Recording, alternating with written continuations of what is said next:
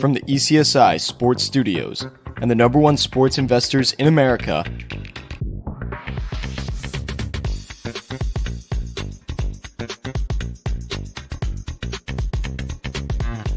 we bring you the closing bell.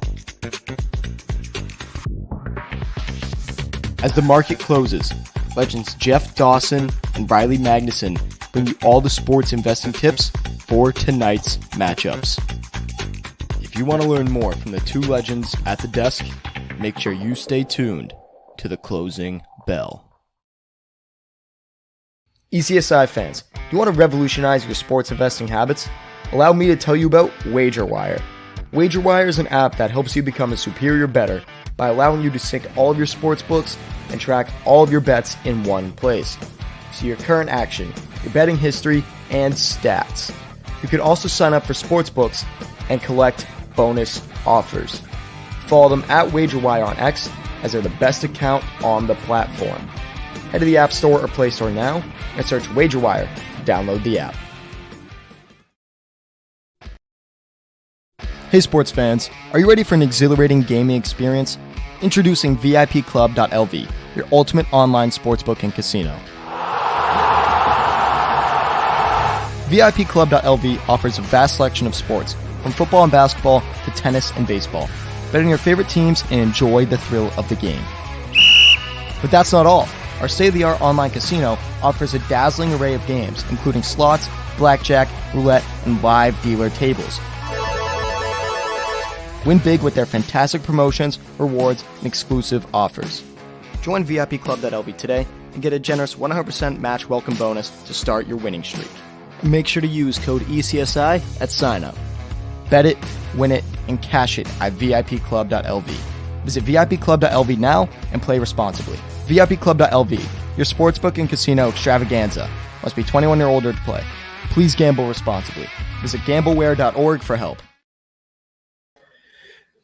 Good evening, sports fans from all around the globe. I am the co-host, Jeff Dawson, East Coast Sports Investors, and this is the closing bell for Wednesday, January 17th, 2024. Been a busy day here at the studio. 10:30 this morning.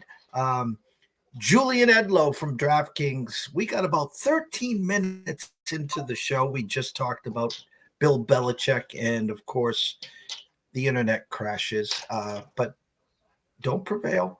3 o'clock, we finally, actually around 3:30, Andrew McGinnis from Wager Talk and McGinnis Picks was able to get on. Internet did not crash. That was our Tuesday show on Wednesday, as we talked a lot of what is going on in the NHL, some props, some futures, discussed the two games and the cancellation of the Sabres game with the Blackhawks. And then right now, myself and Riley talked a little backstage as we get ready for the closing bell tonight. And the Utah Golden State game has been postponed. Sudden death of a heart attack to assistant coach for the Golden State Warriors at the age of 46. Amazing. Rest in peace, sir. Shout out to our proud sponsors, WagerWire, our partnership with them. Download that app. Head on over to Google Play. Download it. It's free. Get yourself acclimated on that app. Start tracking those bets and ROI as we go day to day, week to week, month to month, and year to year with them. We're going to start doing a lot of work with their new partnership with RT Sports. Some live tickets we'll be doing, some props, some selling of some tickets, the reasons why, yada, yada, yada. And, of course, VIPclub.lv. Tell them basically JD from ECSI sent you. Jay's a great friend and colleague. Been with ECSI for since 2015. Just use ECSI at the checkout and they'll take good care of you there. So without further ado, the co-star of this show, the one and only Southside Riley himself. Morning, actually, good evening, champ. Good afternoon / evening, my friend.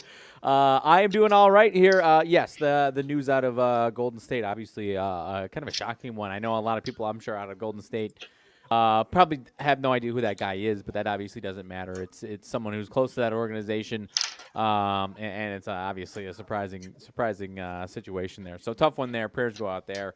But aside from that, nice solo show yesterday, my friend. Taking care of the basketball slate last night. Happy to have you back here today.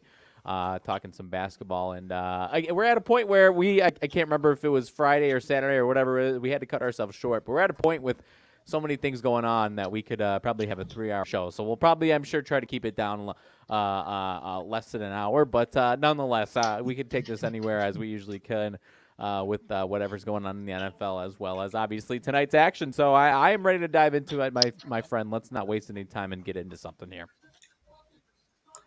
Well, before I give you the platform and stage which you deserve, obviously, I was thinking of you on Sunday. It was funny because our dog of the day was the Wichita State Shockers playing Memphis, and they were shooting the lights out. They were shooting 60% in the first half, 55% from the three, and they scored 46 points in the first half. But the problem is Memphis scored 49. And when you try to get into a shooting match with the Memphis Tigers, you're going to run out of bullets, and this is not one of the great Shocker teams this year.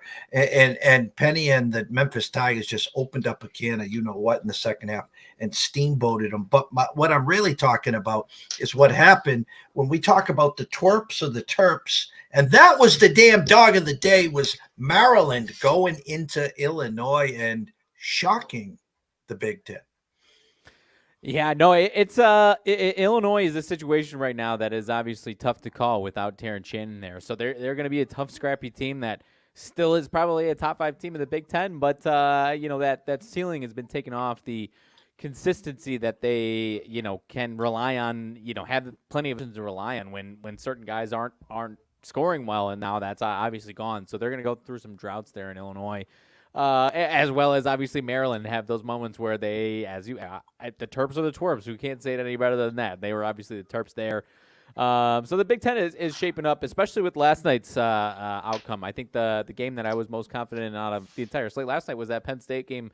I think I even said I think Penn State wins that game last night. So I had that action last night. That was my biggest play last night. And now you've got no undefeated teams there. Purdue gets a huge win over Indiana. I think a lot of people woke up to how mediocre to potentially not very good Indiana is and is going to be here this season as compared to last season. I didn't have action on Purdue last night, but I was leaning towards Purdue taking care of business easy. When you consider, I'm already drawing a blank on what the number was last night, 9.5, I want to say, or maybe even higher. At Indiana, and last year it was Indiana was favored by the time of tip-off last year at Indiana. So massive difference. They don't have I think Indiana is going to win some games here, but from a Purdue-Indiana standpoint, they just don't have the same matchup advantages that they or challenges that they could throw Purdue's way. So that one I was interested in.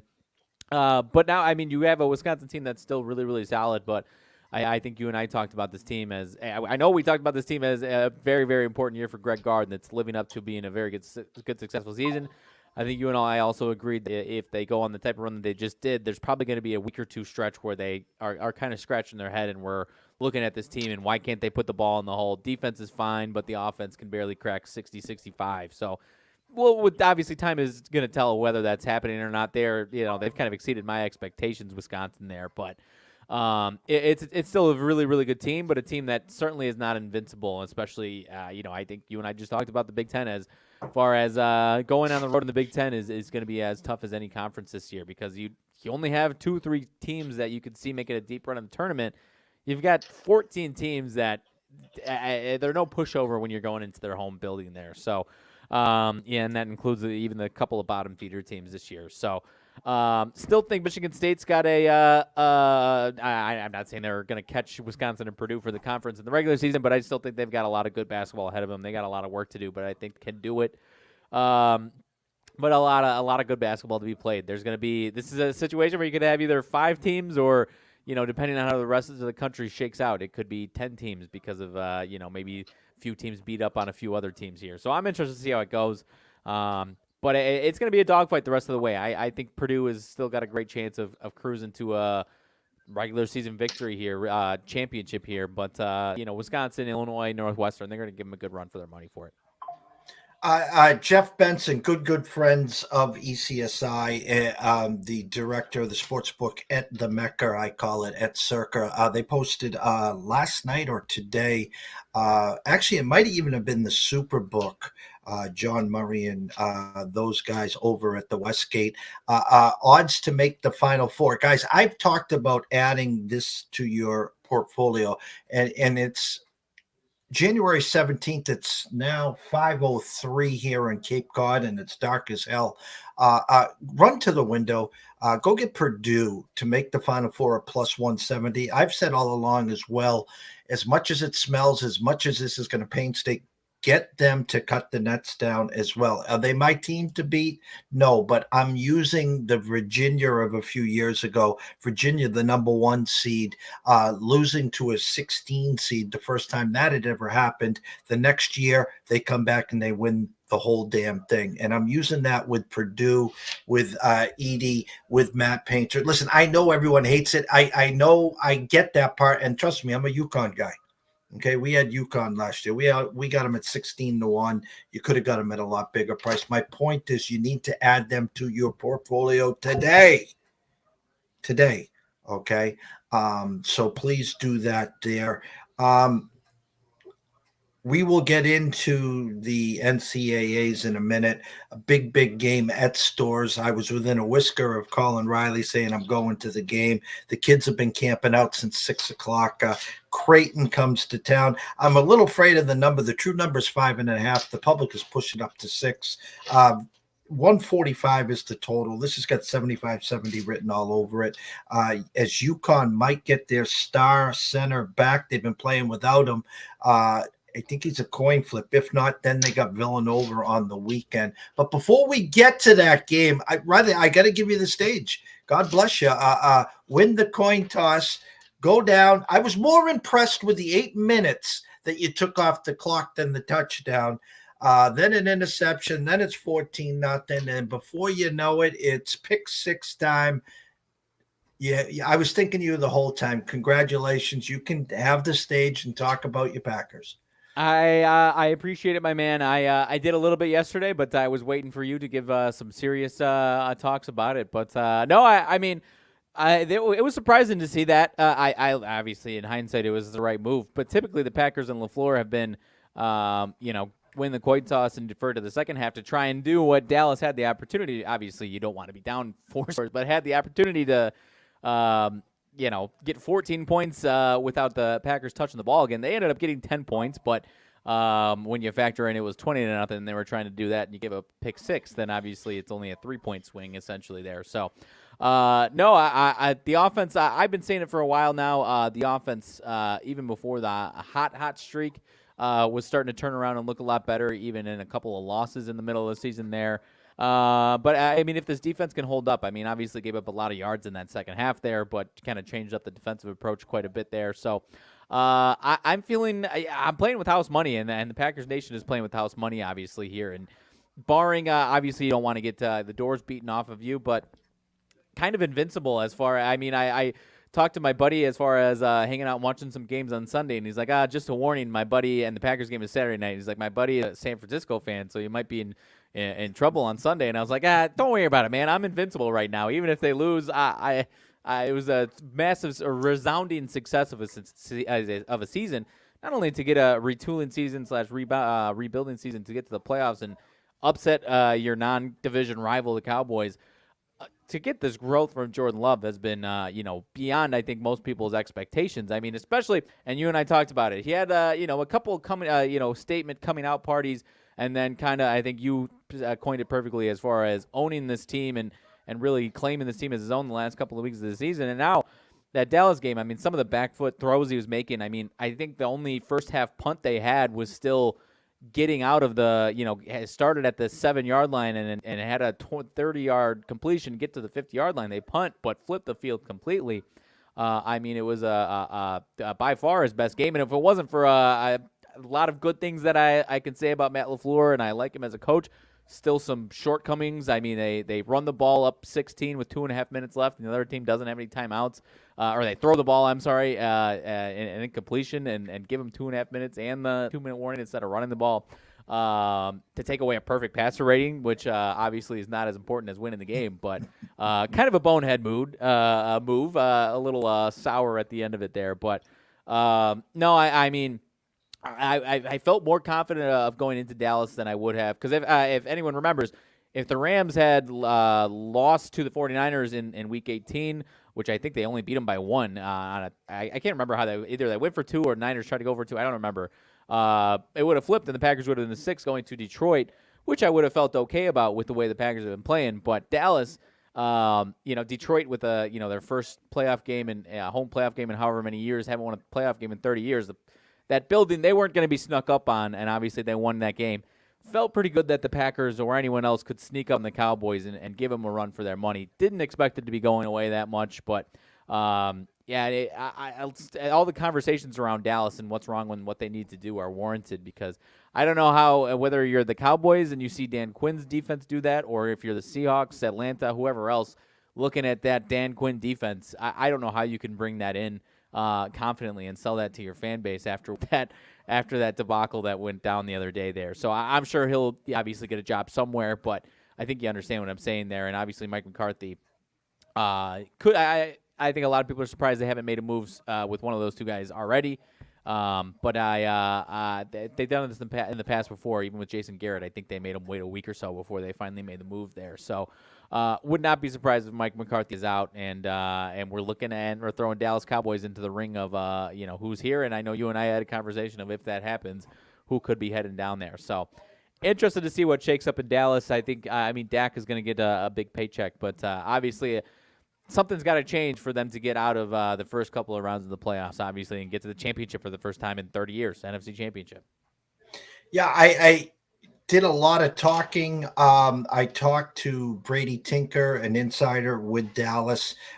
Dak has like that 60 million plus salary cap hit this year. So you're kind of stuck where you actually got to restructure the contract and actually give him probably an extension to offset some of that money, because they still got to re-sign CeeDee Lamb and Micah Parsons.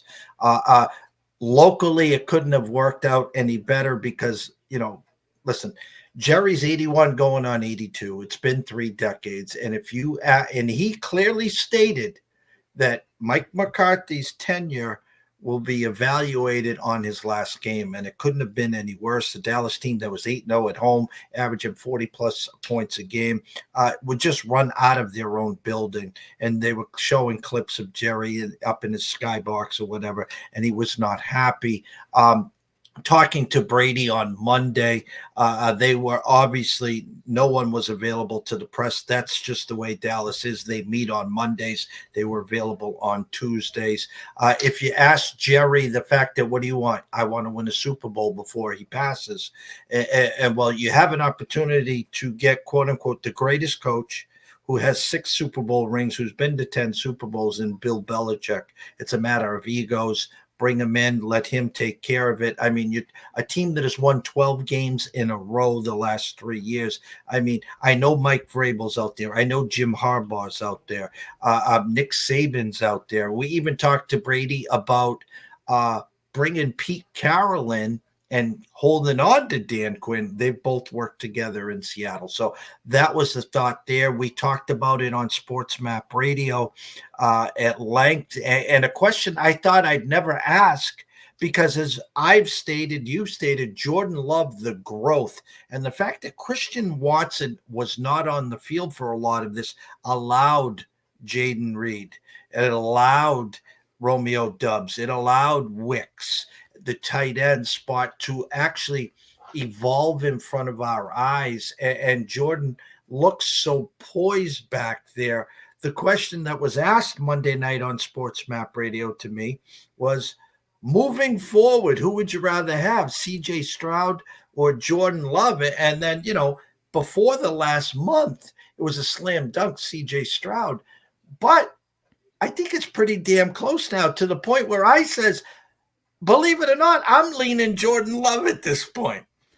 If you factor in contract situations, I think we'd be going into year 2 of C.J. Stroud. From that respect, obviously C.J. Stroud's got some more value, but I mean, you don't have to pump up my ego here. At the beginning of the season, I mean, the Packers started 2-1, and everyone's, oh my gosh, they did it again, and I was like, all right, well, he didn't look that good. I mean, he had some great plays, had some ugly moments, like pump the brakes here, and then obviously they were 2-5, 3-6, whatever they were.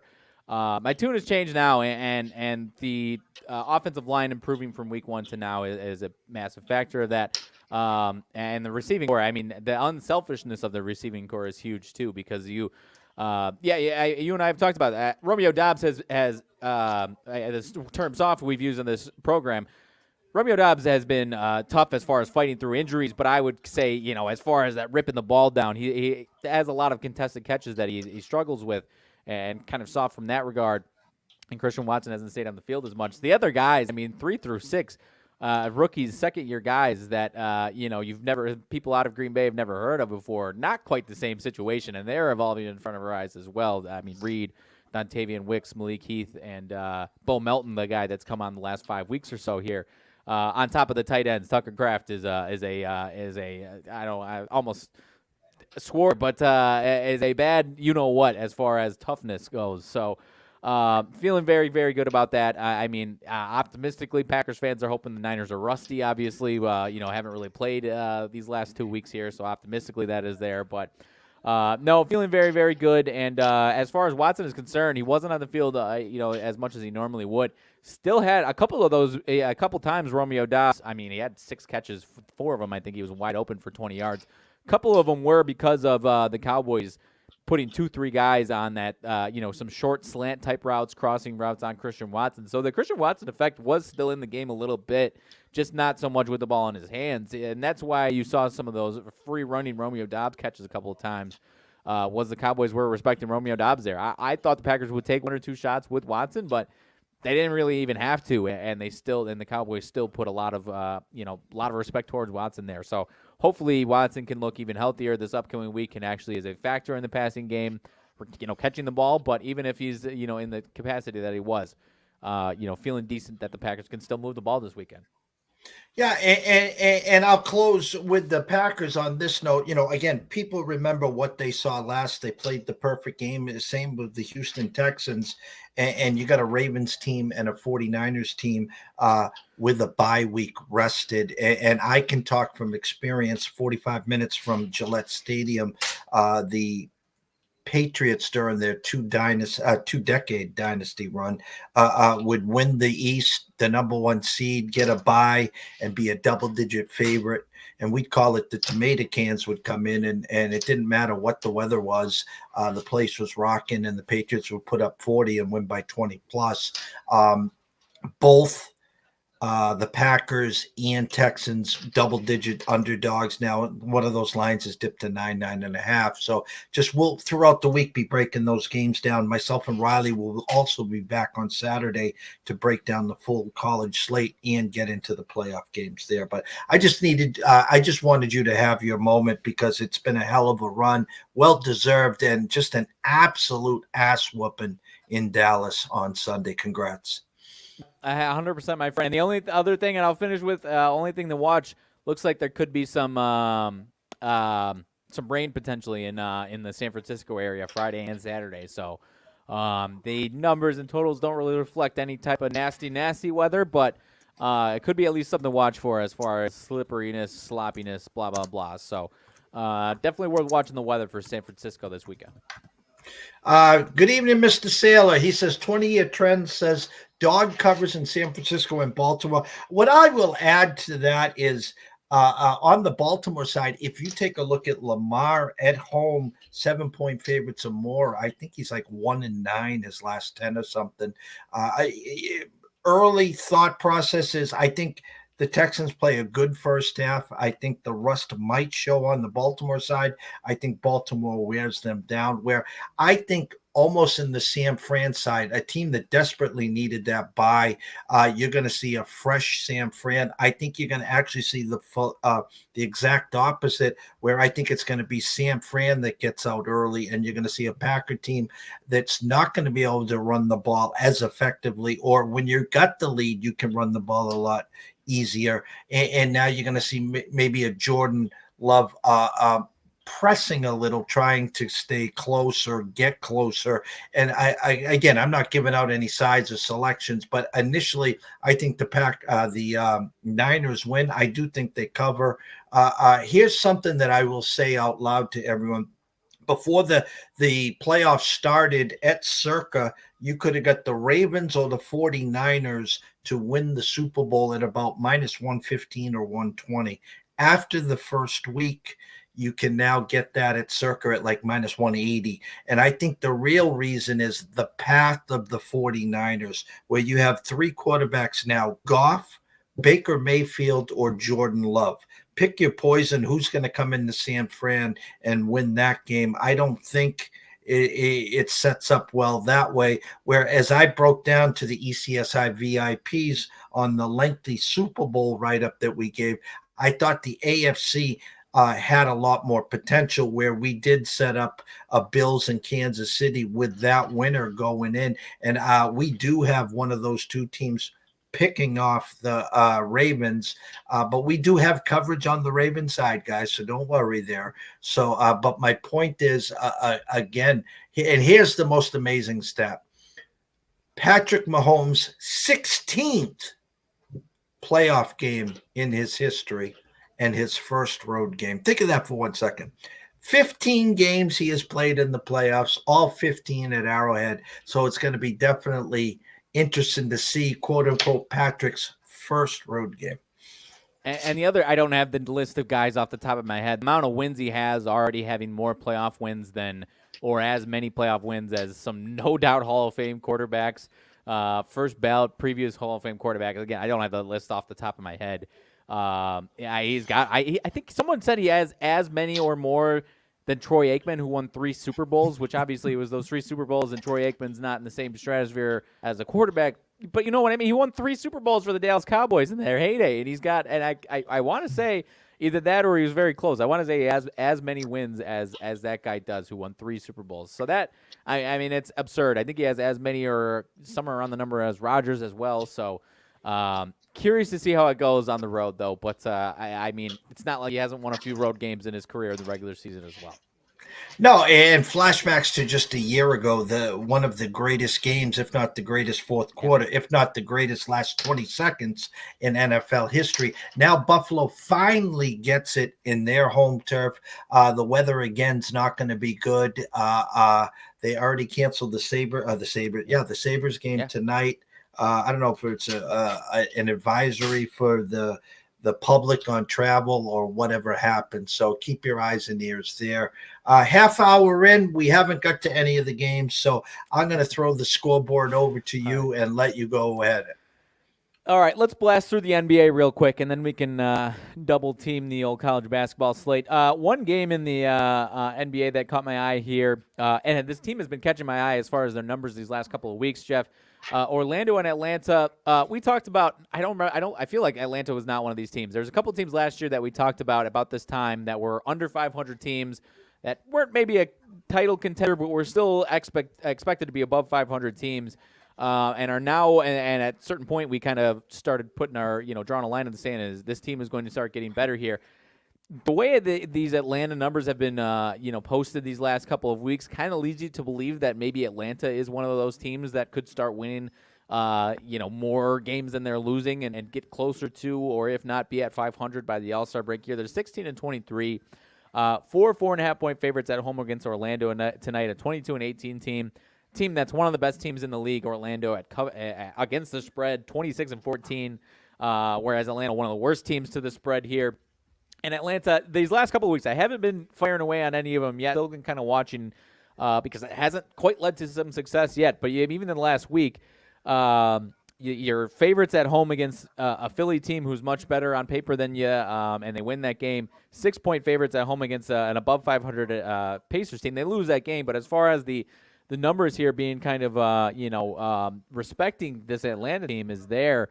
So I'm interested in Atlanta, not only tonight, but like I said, kind of over these next few weeks and into the All-Star break next month of winning a lot more of their games than they have to this point here. Not to mention 10 days ago, they lose at Orlando 117-110 as 2.5 point. I think they were favorites. There might have been some injury stuff in there, but I'm seeing they were favored in that game even. But my point is a lot of respect towards some of these Atlanta games here, and I think they start to rattle off some wins here. And this Orlando team is still a public team that I don't know about tonight what the betting splits are. I'm saying in general they are a publicly bet team, a lot of team that people love here. So I am leaning towards the Atlanta Hawks tonight, and for the foreseeable future here potentially if we're getting some more statement lines out of them. Yeah. And it's kind of intriguing. I had an overnight number of Hawks 1.5 with a 233.5 juiced over. Currently at circa 229. Hawks now 4.5. Looks like a 4.5 across the Vegas strip. I see Bet Online at 4.5. Circa's at 4.5. Flat fours everywhere else. And you get 228 in most shops. Some 229s as well. A couple things jump out to me. Looked at the injury reports. Nothing looks that crazy. I do like the overnight move. I do respect the Atlanta -4 tonight. Everyone seems to think that this is going to be an under. Some quick math here probably gets you in that 117, 113 range, somewhere around there, Riley. Yep, 100%. And Franz Wagner has been out for a couple of weeks now, so that has hurt Orlando a little bit, and that's part of the lack of respect towards Orlando. But I still kind of believe my point that I was making, that I think Atlanta is going to start turning things around and get out of this hole that they've dug themselves. They're tied for that 10th spot right now with Brooklyn, and I think there's maybe one more team right around them, and then after that is the basement of the Eastern Conference. So I don't think they want to be in the basement. They've obviously got some talent. They're pretty horrific defensively, but obviously play a pretty fast-paced game. In general, I think Atlanta is going to start turning things around here. Let's see. Your local team, the Boston Celtics, 16-point favorites over the Spurs there, my friend. Obviously a pretty big number there. Not a Spurs number that's lighting off any bells there, but any advice if anyone's trying to fire away on some Celtics action tonight? Yeah, Porzingis questionable, Holiday questionable, Derek White questionable. Shout out to David Koulis, good friend, taking his wife to the game tonight. Thanks to Kevin Goodrich, season ticket holder, good friend of ours here at ECSI. A 237 with a 16, now 238 and a 15.5. Celtics 20-0, I think, now at home. The debut at the Garden for Mr. Wembayamba. Celtics win. Do they cover? It's a coin flip. It's one of these games that usually when they're big favorites, they just play grab ass and, they go in and they win. Wouldn't be shocked if they're losing at the end of the first quarter. The other day, I think they were, like 15-point favorites and they were down 15 and they came all the way back to win but not cover. Not sure on who's playing, who's not playing. It's one of these games, guys. If you were looking to scratch an itch, you got a Celtics team total of 127, San Antonio 111 and a half, 237. God, if you had to scratch an itch in this game, I'll go Celtics team total under 127 and a hook. How's that sound?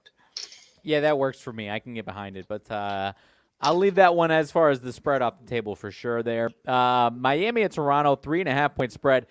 Probably going to be staying away from this one. If you didn't see, Pascal Siakam is out of town on his way to Indiana. So to see this one 3.5 obviously is head scratching.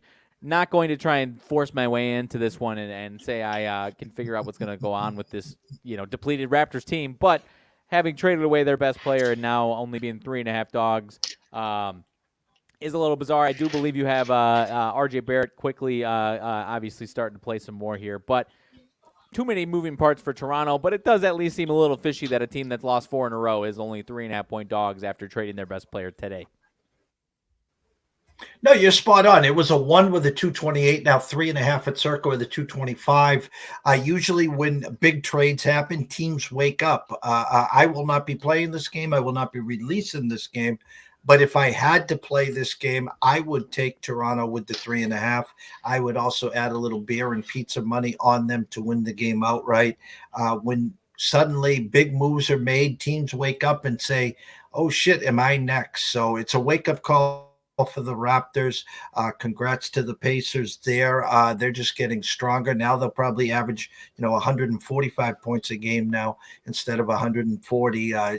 Just their team totals. It's just absurd what's going on in Indiana right now. But maybe a wake-up call for the Raptors tonight. How's that? Yeah, I can get behind it. I'll add on a wake-up call on this next one as well. Rockets at the New York Knicks at MSG here. Knicks 6.5-point favorites. Rockets on a rough road trip right now. They have lost a hand. They've had a tough schedule on this road trip here. But they've lost their last couple. I'm trying to get what the exact number on this road trip is. They barely beat Detroit. That is their lone win here on this road trip here. It's a 5-game road trip, 1-4. Their losses are Miami, Chicago, Boston, and Philly, all on the road. They're now in New York. 6.5-point dogs for a Knicks team that people are looking for the Knicks to be in a bounce-back spot here at home.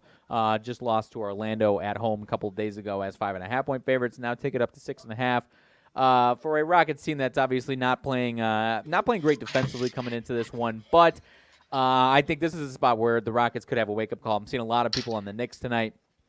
And I think this Rockets team could be headed in the wrong direction just in general as compared to where they were, but I'll say they wake up tonight and at least cover. Maybe not win, but at least cover this one here tonight in New York. Right. This is the stench of the night. I had a good eyes on your part here. I had Knicks 5 with a 220, now 6 with a 221.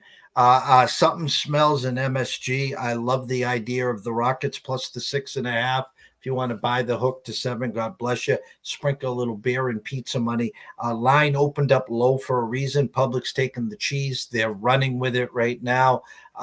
So I like Ime back on the East Coast. I like them at MSG tonight, and I think the Rockets are a live dog. I like it. I'm torn on them heading in the wrong direction potentially there. I just think they're still a little outmatched when they play some best teams in the league, but I think this is a decent matchup for them here tonight. I don't have too much else out of the NBA tonight. You've got that Bucks and Cavs game as well on ESPN. Bucks 3.5, 4-point favorites there. Last time we saw the Bucks was that Dame big shot at home against Sacramento a few days ago. Cleveland on a nice little winning streak here. So I would always respect the Bucks if they were more than 3.5, 4-point favorites, even on the road here. But not saying I'm firing all the way, 100% in on the Cavs. They are the home team, only a few games back of the Bucks now as far as record. So I'll lean towards the Cavs, but you could talk me out of it for sure there. I had a 4 with a 238, 4 with a 236.5. Unlike some of the other home dogs, I think they're trying to bait us into the Cavs tonight. A game, again, I will be staying far, far away. With the quick numbers here, if the math is correct, 17, 13, 18, 14, 19. Yeah, I mean, what do you got for a Bucks team total? 119, 120.5, 116.5. Yeah. I think the Bucks win. I just got some. Yeah, let me see. I just got an info update on that game. Just got this. I'll wait for the alert, unless it was already Giannis out. I got a different alert for a different game. I did not see. You might be ahead of me on that one. Yeah. Oh, yeah. I just got it right now. He was in my projected lineup here, but I am getting the same thing right now as well. So that obviously changes things quite a bit there. Yeah, the slide will change in a minute. I just got it. So stay away. And again, guys, watch where the line changes. Will Cleveland be the favorite? Will there be a pick 'em? It will definitely drop here because that number was not baked in. Usually when someone's questionable, the number's already baked in and inflated or devalued. And so this one will change as soon as if you got a chance to get Cleveland +4 right now and you like that side with Giannis, well, why wouldn't you like it without it? But lots of times when you see a star scratched and the line moves, everyone runs to the window because the star is out. So just buyer beware on that game. That's all. Yep. The other one I got was Porzingis is out for Boston tonight. I don't know if that was. I didn't think that was baked into that one as well. Not saying that changes everything in that one as much as Giannis against a good Cavs team, but that one also another one to take note of for sure there. I'm drawing a blank if I had something else. But other than that, nothing too crazy there. So we can head over to college basketball, my friend. It's been a couple of weeks worth of some carnage, to say the least, as far as some of these AP-ranked teams going down these last couple of weeks.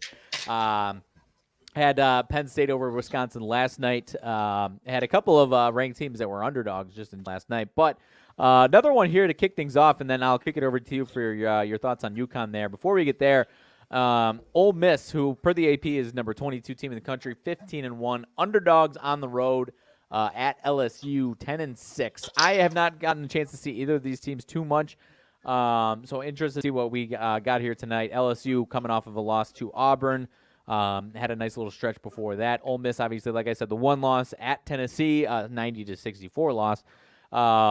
But they have kind of taken care of a fairly easy schedule there, 15-1, obviously. So fair to say that this one stinks, or is this one kind of just leading you over to LSU like you were talking about earlier with the different game?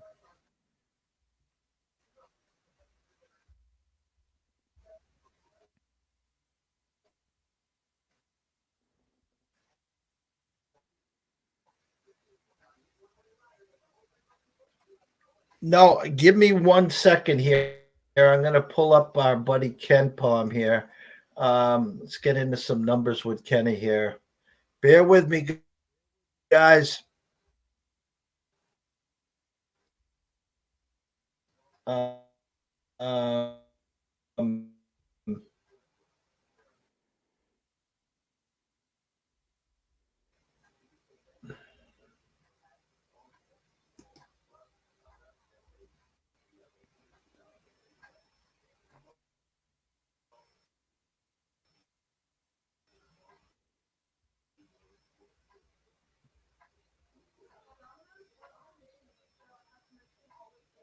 Um, I'm looking at that game right now. Overnight, LSU was 1.5 with a 48.5. Now 3, as you said, with a 150.5. Ken Palm's got LSU 75-73. LSU ranked 85th in the Ken Palm rankings. Mississippi 70. It's one of these games where at 1.5, I would have said I like the LSU money line. Now it's trickled up to 3. These games have gone well, short favorites versus higher ranked teams at home, LSU, and they've been not just winning, they've been covering. I lean LSU. I hate the 3 points, and the money line is too steep. I'll just say on air here right now, I think LSU gets the job done. I just don't trust the 3 right now. I like that thought. And the other thing to add, just on some basic Ken Palm stuff there. And there's been teams that have defied this. Ole Miss is the current number 1 luckiest team per Ken Pomeroy's rankings there. The single luckiest team out of 360 teams there. And they are probably the biggest difference between their AP ranking and their actual Ken Palm ranking, I would have to imagine there. 22 all the way down to 70 there. So if you trust Ken Palm, then yeah, you're obviously not looking at AP at all. In this situation here, but I'm sure a lot of people are going to be flocking to Ole Miss with the number next to their name in the record there. So I like what your eyes are talking as far as liking LSU, but yeah, that 3.5 is a little potentially shaky there. Kick it over to your UConn guys there. 6.5 point favorites. You talked about it a little bit to start the show. Taking out a Creighton team that has started to play better lately here. 4 in a row after their loss at Marquette at the end of December. Wins on the road in a couple of lighter spots at Georgetown and DePaul, so not the biggest tests in the ACC, and then a couple of nice wins at home. Don't cover, but nice couple of wins at home over Providence and St. John's these last couple of weeks. Any fear as far as this one here for any UConn fans, or is this one going to be, like you said, maybe a little concern on the number there. But any confidence, any fear going towards UConn this tonight's game? At an overnight number of 5.5 with a 142, now 6 with a 140 as we speak. See, now people, if you don't think they don't listen to us, I use Circa. Unless DraftKings wants to cut a check or FanDuel, I will gladly just use their line. So you can email me at eastcoastsportsinvestors@gmail.com. As we were speaking, Jeffrey Benson moved his under over from 143.5 to 144.5 right before my eyes. So we moved it 1 full point. As I said earlier in the show, the number said to me 75-70 UConn. Here's what I'll tell you. UConn's now the number 1 team in the country because of the carnage. It's simple in the Big East. Now, like you're seeing in the Big Ten as well. You have to win your home games, okay? Defend your home court. And on the road, you got to go 500, okay? We're missing, and I bet you he's probably listed as questionable. Let me just make sure if I have an update here before I speak here. Come on, Mose.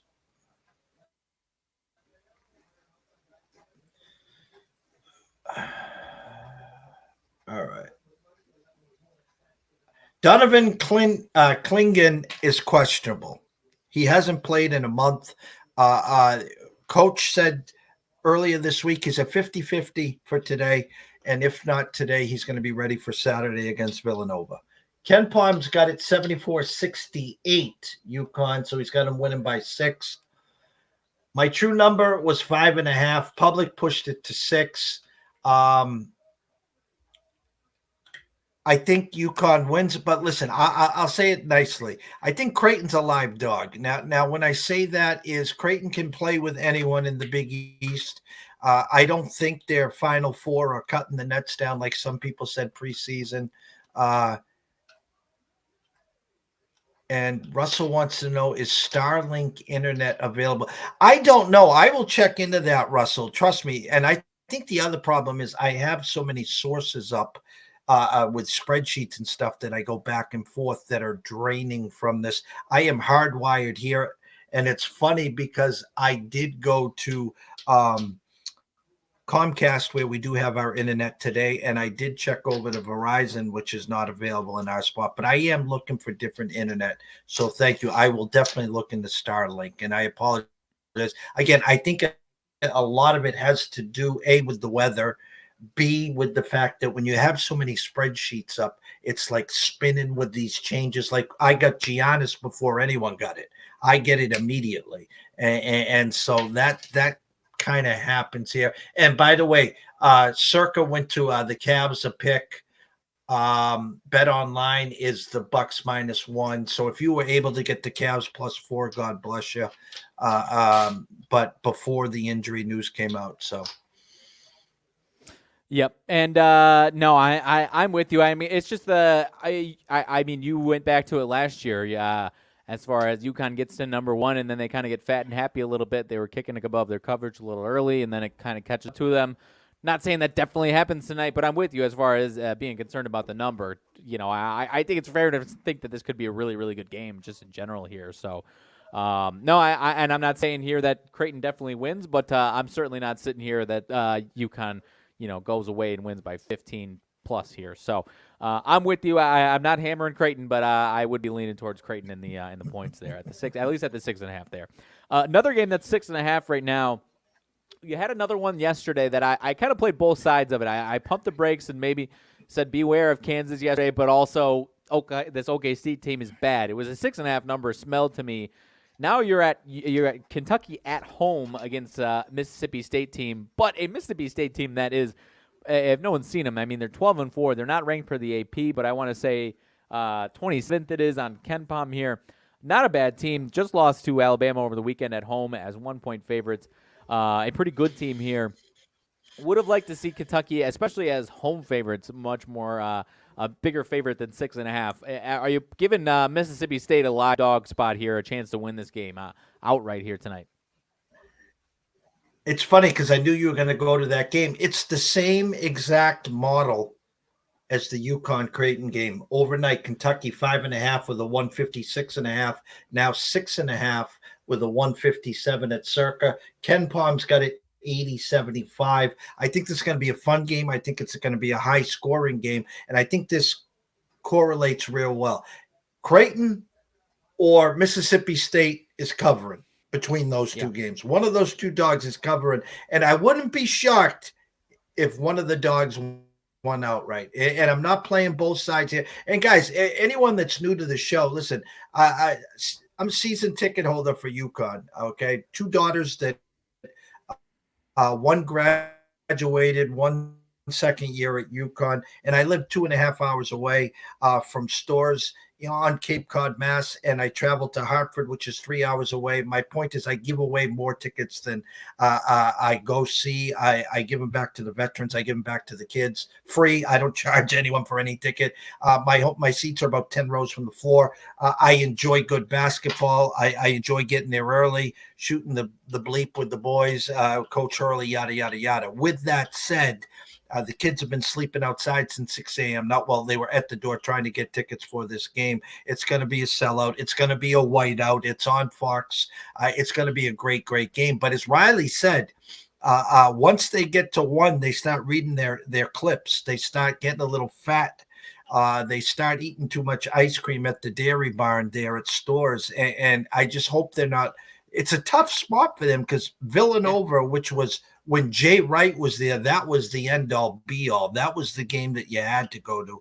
And they got them on Saturdays. So, but I think one of those two dogs is barking and barking live.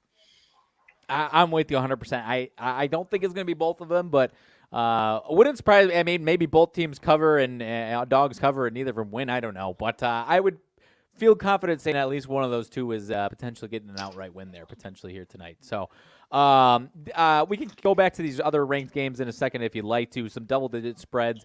Popping over to the Big Ten real quick, there are two games. Nebraska at Rutgers.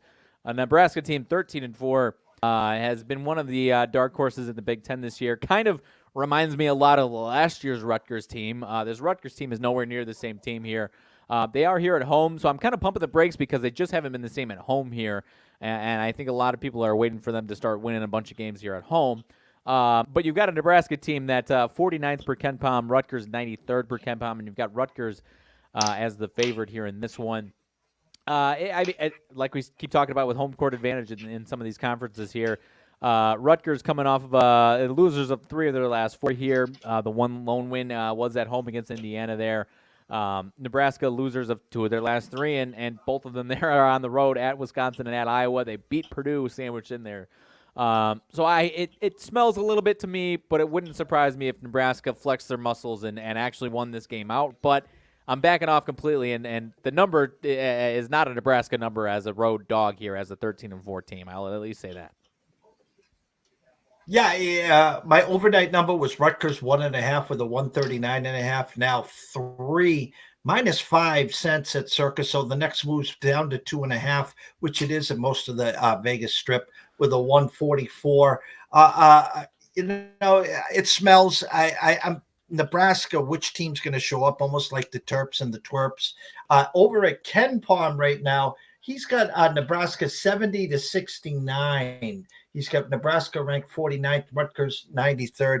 Not the same Rutgers team that we would take as home dogs back in our previous years. It's definitely a stay-away game. If I had to lean to a side, I would take the 3 with Nebraska and pray. Yeah, no, it's a tough one to get into. I mean, like I said, it's just not the same, and you just said it's not the same Rutgers team, but I think they must. I think they lost their biggest game that they had at home so far. I don't think they've had a bad stretch at home yet. They just had one lone loss to a good team, and then haven't really had anybody else come in other than that Indiana game. So they could start rattling off some wins at home here, but it's a tough Nebraska team. I think that's a tournament team in Nebraska there. So curious to see. That's a good one to watch there. And the other Big Ten game, Maryland and Northwestern. Tough one to call. As we typically say, it's either the Terps or Twerps. There's 2 or 3 teams in the Big Ten that I just typically stay away from, and Maryland is one of the 3, as you and I have talked about the last 2-3 years now, Jeff. Michigan and Iowa are the other 2 that can just be Jekyll and Hyde. You never know what you're going to get from them. Northwestern firsthand on Saturday in Wisconsin. They just don't have the same. They're still a solid team. They could be a tournament team. I think they'll be a bubble team.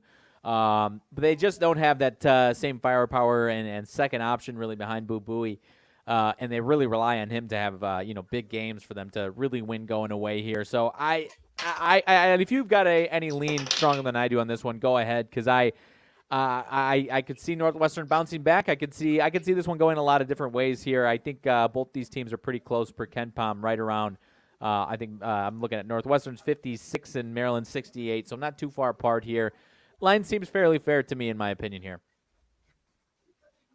Yeah, my overnight numbers, Northwestern 3.5 with a 129. Now it's circa a 5 with a 132. Jeffrey Benson at circa the only one with a 5 up. Everyone else 4.5. He's got a 5 minus 5 cents, which means next move is back down to 4.5. I like Northwestern. I think it's a good bounce back spot, and I think it's a good letdown spot for Maryland. But anyone that's a long timer here knows Terps are Twerps, and when you ride the damn Maryland team, it's usually the Twerps, and when you go against them, it's the Terps. And we talked about the Sunday game early on the show. No expectations to go into Champaign, and on Sunday they beat the Illini outright. And here's a game which is a 3.5, now 4.5 in most spots. If you wanted to play this game, I would go shop around, see if you got a 4.5, buy the hook, get it to 4. So if they win by 5 or more, you win. Over at KenPom, he's got Northwestern 66-61. So if I go back over here, he's got it as an under. So you can maybe even play the under 132 or 132.5. But I if you can get Northwestern at 4, buying the hook, I like them to win by 5 or more. Nope, I like it. One more, and then I'll kick it to you to see if you've got any other ones to talk about here. One that I just wanted to pick your brain to see if you were thinking the same thing on this one. I haven't had a chance to watch too much Pac-12, but just looking at the numbers every single day, we know how down UCLA is this year, 7-10 on the road at Arizona State, only 3.5-point dogs. Is that a stench we're talking about here tonight? We gave out UCLA on their last win on Sunday. They were a pick 'em. Actually, let's talk this. They were +3 at home overnight, and it was a pick 'em when I woke up in the morning. That was our play on the college hoops, where they basically went box to wire there. Mick Cronin's struggling. The team is offensively challenged. An Arizona State team, which has always been Jekyll and Hyde. If I look here, let me see. KenPom's got it 66-61, Arizona State. He's got Arizona State at 100, UCLA at 112. I'd like to think that win might start something for UCLA. Overnight, Arizona State 3 with a 127, at circa 3 with a 130.5. If you're looking for a little upset special, I would grab the UCLA +3.5. I'd sprinkle a little beer and pizza money on them to win outright. Hopefully that win on Sunday jumpstarts them. They need to put together some wins, because there's no way in holy hell they're going to the tournament.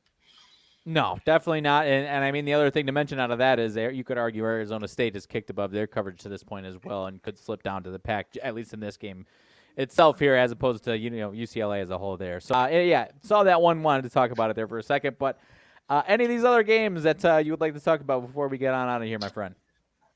There's one game that catches my eyes, and let me pull it back up here. Let me just scroll down. Bear with me here, guys. Where is it?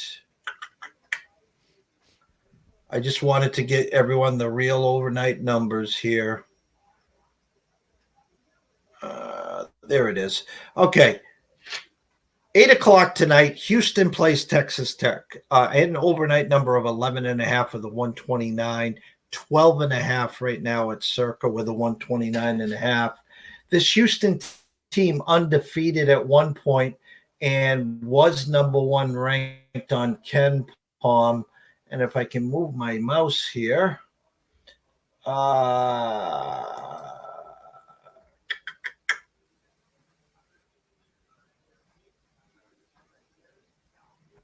Losers of 2 in a row. They lost at Iowa State 57-53. They lost at TCU 68-67. Okay. So my point here very simply is they're back home. They need to stop the bleeding. This is the perfect spot, the perfect team to do it. So if you're looking, go grab a Houston minus 12.5. By the hook to 12 full game. Take a look at them first half, minus 6.5, 7, whatever you get. I think you're going to get the real Houston team, a team that wants to stop the bleeding, and what better way to do it than at home. So I think they cover the 12.5. I'm looking for a 15, 17-point victory from Houston tonight.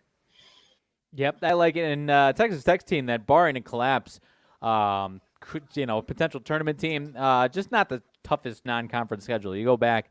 A couple nice wins in the Big 12 so far, but pretty outright loss to Texas Tech, outright loss to Butler as well in November there. So team that's 14-2. Those are their only losses, obviously, but not a very tough December schedule. And like I said, beat Kansas State over the weekend, beat one at Texas a week and a half or so ago, wins there. But, not quite in the Houston realm if Houston is firing on all cylinders. I agree with you completely there. And still number one for KenPom. So not losing faith there, and I am with you on this Houston team. They are damn good. So I don't think I had any too many other thoughts here. Like I said, there's some big spreads here elsewhere on the board, some ugly teams taking on some ranked teams. And we talked about a lot of these games. So anything else from you, my friend? I don't have too much else. Well, I how we always close with closing thoughts, but I'm going to give you your closing thought because I'm not going to allow you to escape the show here. And I want to thank Russell Saylor, Billy Hewlin, everyone else that's been watching and listening. We had a great show tonight, a ton of viewers. If you could guys just hit the like on the social media, maybe a retweet, go over to YouTube and subscribe to East Coast Sports Investors. It's free. But Riley, your closing thought is simple. The Drake is in the house at your Illinois State Redbirds. The overnight number was 8 with a 138, down to 7 at Circa, 7.5 everywhere else. So the sharp money at Circa is on your Redbirds. What are you thinking? They got to stop the bleeding. It's a team that kind of hit rock bottom for their program last year and is in a bit of a rebuilding bounce. Maybe not bounce back year because they're still bottom half of the conference probably, but had a decent start to the season. I think they were 8-4 and then ran in Kentucky, and then ever since then it's been downhill in conference.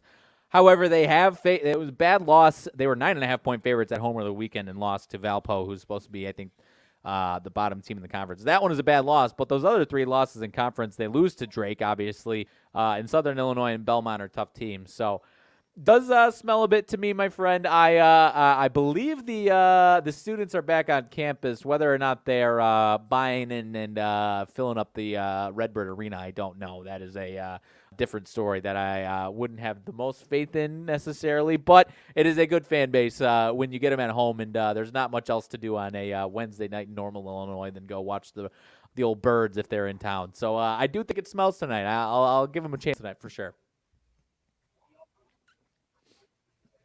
Well, and I like where the sharp money is. I like the revenge factor. I watched Drake the other day. They got some scorers they can play. I'm rooting for you. I saw that. So there's only 2 hockey games, guys.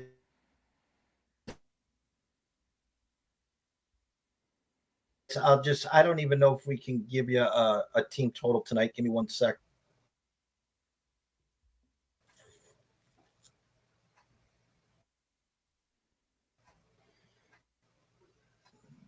Montreal at New Jersey. If you're feeling froggy, Hughes still out, but you can get New Jersey team total over 3.5 at minus 12 cents there. And then the headliner game for tonight is Detroit and Florida. Juicy, to say the least. But if you like Florida to get to 4 or better, it's going to cost you 30 cents there. Those are the only 2. No dog prices for unders in hockey. Again, Chicago and Buffalo has been postponed due to weather there. Tomorrow is Thursday. I will be at the Canton compound throughout the day. I will be live from 8 to 10 on SportsMap Radio with the legend himself, Anthony Pepe. and the Die Hard shows, go over and download the app, or you can go to sportsmapradio.com and follow along. Riley will be here if available for the closing bell on Friday. Currently, I will be with Andrew McGinnis at 3 o'clock on his channel at McGinnis Picks and Wager Talk.